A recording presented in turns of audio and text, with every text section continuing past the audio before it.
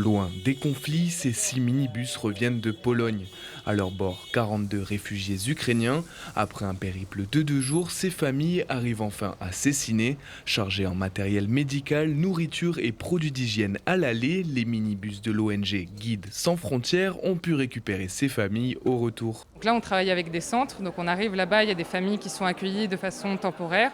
Et il y en a certaines qui veulent rester en Pologne, et il y en a d'autres qui veulent trouver quelque chose de plus, une solution plus pérenne quelque part. Donc là, on discute avec elles. Donc il y a tout un travail en amont en fait. Moi, j'arrive avant, du coup, en Pologne, avant les conducteurs, pour pouvoir justement rencontrer toutes ces familles, voir un peu quelles sont leurs attentes, ce dont elles ont besoin. Je leur propose l'offre nous qu'on fait, et ensuite, le jour du départ, on retrouve les familles toutes, et on retourne en France.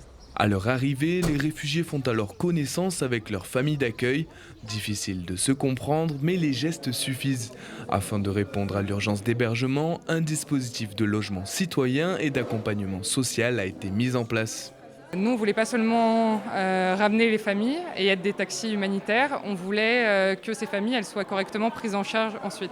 Donc on travaille avec des associations qui s'occupent justement de leur trouver des hébergements, de les aider pour la préfecture, qui leur donnent aussi des paquets de nourriture en fait, parce que la carte ADA que le gouvernement justement offre aux Ukrainiens, elle met un peu de temps à arriver, au moins un mois.